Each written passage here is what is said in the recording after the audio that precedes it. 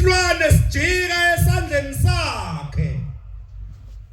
Bakhuluma bodwa bathi impela lo muntu ungumbulali. Noma esindile elwandle impindiso ayivumi ukuba aphile. Verse 5. Kepha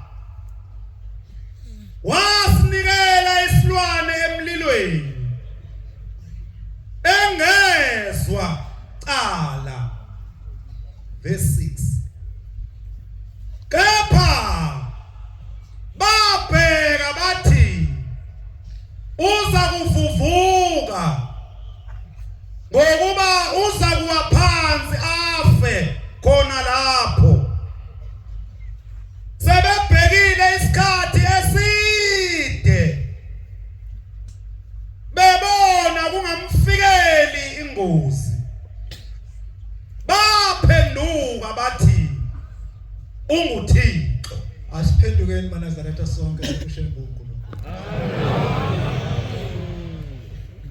UPawuli ngokunikina inyoka eyinikinele emlilweni balindele ukuthi uzovuvukana noma uzowaphansi afe. Ngesikhathi kungenzeki lokho bacabanga esinye isigameko esike samehlela base bethi lo muntu impela uThixo.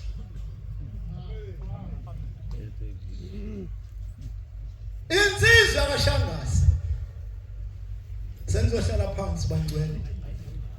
Inkosi yethu nemsebenzi eminingi. Insizwa kaShangazi uSibusiso isegoli ngokusebenza. Ibuyikwalela phesheya kwezilwandle. Iyosebenzela khona. Uthena ngonyaka ka2015 ngoMeyi ephesheya kwezilwandle. Wayesenqanelwa amanzi. Wahamba wathatha amanzi wawaphuza. Ithama elilodwa lithe malehla lapha emphinjeni lase liyaguqwa laphenduka intshe lehla kwalizwa laze layofika phansi emathunjini. Laphenduka lakhuphuka ngomgogodla lafike lahlala lapha emahlombe lase lidala ibala wayesebabuthaka.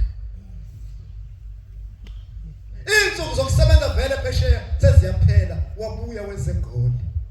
Unenhloso yokuthi uzobuka ibhola iSabatha. Kwamxina ukugula wahamba wawulala wangalibuka ibhola wavuka ekuseni uthenga iphepha. Uma ephuma emotweni eyesitolo wayeseyawa. Bamphuthuma abantu kwatholakala ukuthi njengobewa lo muntu uyagula base bemphuthumisa esibhedlela eSangishaya. Bafika bamxilonga. Odokotela batholakala ukuthi unesifo senhliziyo. Inhliziyo yakhe ivuvukele. Inhliziyo yakhe iblokile. Inhliziyo yakhe ishaya kancane. Base bamthatha bamdlulisela eSteve. Bafika nabo odokotela babathatha lo myalezo bawutsheliwe. Nabo babheka ngokwabo bathatha ngempela inhliziyo ivuvukele. Inhliziyo iblokile inhliziyo ishaya kancane. Thema usuku lwesithathu base bethi Sibusiso le nhliziyo nayo isakufanele. Sithatha sicela ukuba uvumelane nathi le nhliziyo sikhiphe bese sifaka inhliziyo enziwe ngezandla. Abantu bayibiza ngewashi. Wavuma uSibusiso thema usuku lwesithupha wayeseyiswe theater. Wafika wahlinzwa ngempumelelo.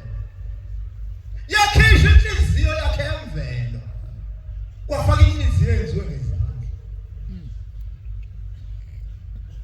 Kodwa wangalulama waqhubeka wabuthaka. Wahlala lapha esibhedlela thema June. Uphakathi base kufika omunye wezihloko zabafika umcela esibhedlela ukuba kayokulapha naye ngamakhambi endabuko. Lo muntu engikhuluma kanzima.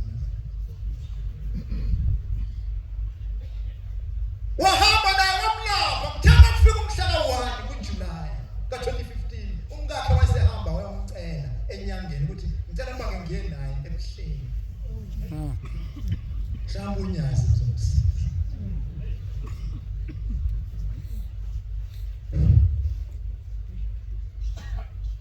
Sikhumbule Nkosi. Sumsebenzi izandla zakho. Ngaphandle kwakho asitho.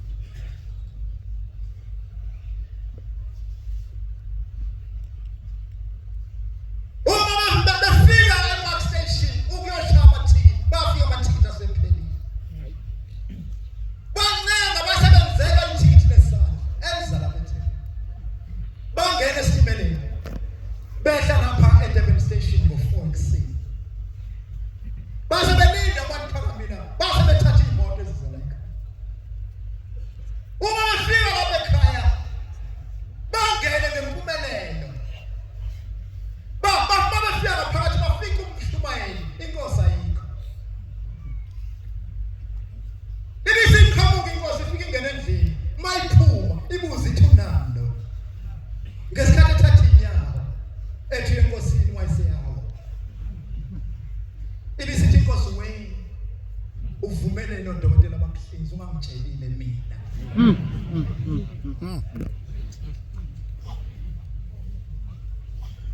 Befanele utshela mina kuqala ukuthi unenkinga yesifo senhliziyo.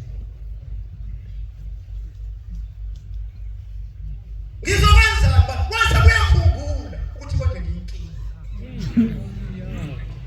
Wathi ngene uvasele nawakhe uthembanga lapha. Wangena endlini wathatha wakhe. Wabuya wawukhanga empilweni wamfuza usizo. Wathi hambane Nkosi. Bahamba babefika eThekwini. Ithi le ndoda engilambile. Tshela umngane. Ngicela bangithola ukudla. Base bengena ngasikwaba bathenga ukudla. Bahlala phansi bathi. Yasithi lezizwe ngeke sisafike ekhaya. Ngicela ba sithola indawo sophumula kuyona la eThekwini.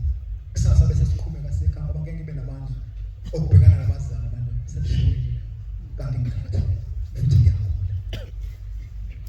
Baba bafuna indawo yokulala. Thatha usa ngo2. Bazonqonqoza umuntu ngesakade emnyama. Uma besukuma beyavula. Intombazana. Ibisithi Nkosikazi ngoba lapha phandle phambi nge. Wagqoka nomama masini. Yena uyingxenye leli bandla. Ukuleli bandla labantu kodwa umbaba kana. Wagqoka masiya. Uthe mayiseqedile sangena isilwane sezulu, unyazi wezulu ngoba umzimba mningi.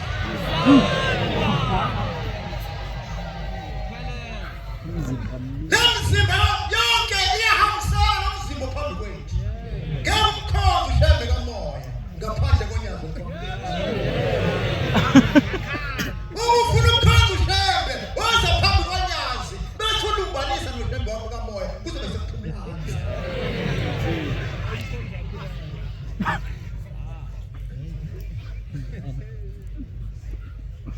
Longena uma lifika kusibusiso lase libeka umbhoko enqebe ufaka isikimba lomuntu kodwa umbhoko lwaqondana ngqo nenxeba. Kwase kusuka ilanga lomlilo lehla ngobhoko kwathi enxebeni kwasuka intuthu kwaphambana ilangane nentuthu. Kade kwanuka isifuba kwanuka insimbi. Uma esincedini Nkosi yaphuma ithema ithi phansi reception yayisiyanyamala.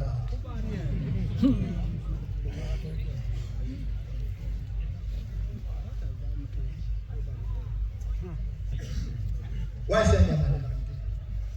Shembe kamoya. Futhi lefa. Inkinga. Indawo akazi uyixoxela umuntu.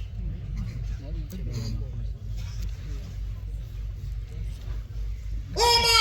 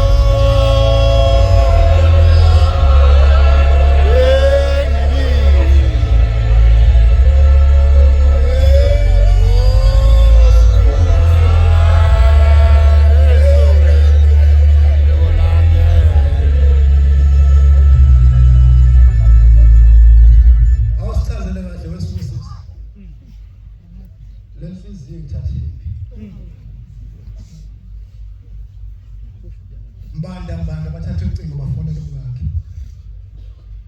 Athusa nemkhosi. Lenhliziyo umyeni wami uyifaka unyazi.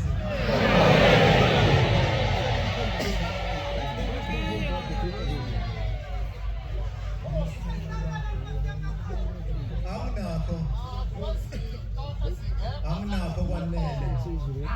Ngiyazivezile. Kona Nkosi. Ngizinikele uqobo lwami. Ngikhonzela Nkosi ungaphunyuka esandleni sakho. Yenzeka umuntu mayeguqa njalo la agcine senesidina. Uqala benesidina eManazareth. Kugcine kunakala ezulwini kuthiwa kukho umsibani bani esontweni sekhulunywa ngomzekelo base bathoda kodwa uyabona-ke Sibusiso lo shebo okukhulunywa ngayo umfundisi sizophinda sikuhlize sikufake inhliziyo eyakhiwe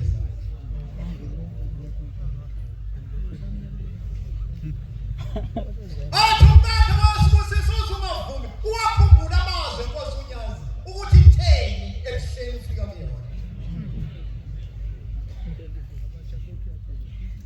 Kwathi ekuseni kwafika unesi wafika wayibrasha la lensizwa wathi good luck namhlanje Sibusiso uyaphuma.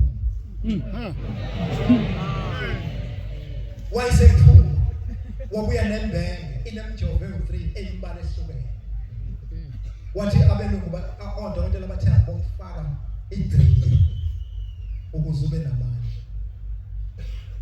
Wayifaka idrip kuyena wathatha lemjovo wayijova idrip wayisemdede. Waphuma wabuya nebandage nomjovo nomuthi. Wafika umjova lapha kuqhula wambandisha wasephuza nomuthi wayesiyagcina uSibusiso ukwazi ukuthi emhlabeni kuyidenja. Emva kwemizuzu emithathu kwaNgariso ufika ngapha kombhede wathi wena mfana wami usuyinhlekisa. Kade waphuma. Isikhashana emva kwamaminithi ayisithupha 6 minutes kwazwakala udumo phansi kwiphakhi. Indoda endala ikhawuye ihamba ngesithuthu.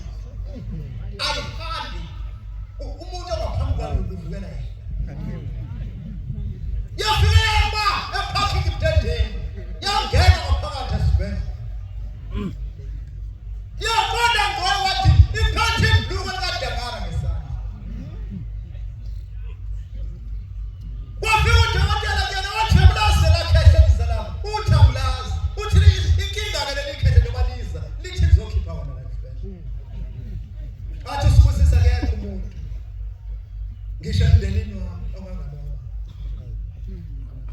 uphendula kanjani ngoba ngithe sekuphelile. Uthi lolu dumo sathi uqala ezansi uthi wezwa kubuya amandla kuyena. Wayesetha akanwaya amehlo abheke kahle uthi wayesebheka thola bona ikhehla liza elihle eligqoka isudu alihambi kuvule umjifo. Lathi bazofika phansi kaSibusiso amadrip akade efakwe wona awasekho ibhandisho abantaba phansi qoqula alisekho wathi sukuma mfana wami ugqoke sihambe siye ekhaya.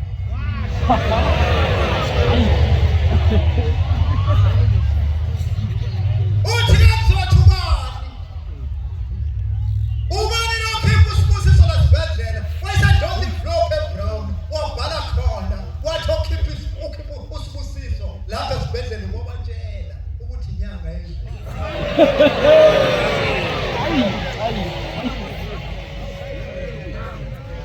Ethi bonke lapha ekhaya masinga. Ethi umama ongonono. Ethi abantu bangaka nje banceliswa. Ngiyabonga Mdluli. Isalo somkhosi. Akuvume Nkosi kulelizwi. Osomphile lona ubangile. Ukhona shenge ngincile. Nkosi Sibusisa elizweni.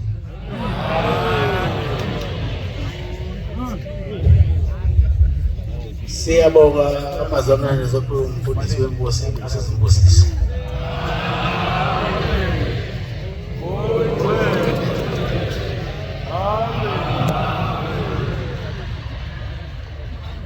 Sizobala inkonzo yethu yamanje ngesitabelelo sekhulu nama-120.